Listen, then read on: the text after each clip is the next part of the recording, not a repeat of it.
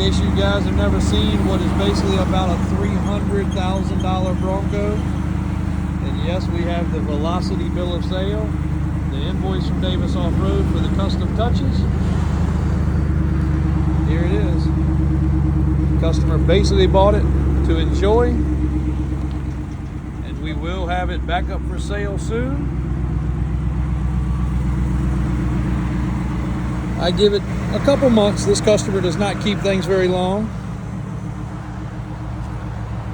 We do have the full soft top. It does have the power steps, and it does have the 10-speed transmission, along with a full crate Coyote motor and a fully powder coated chassis. Beautiful truck.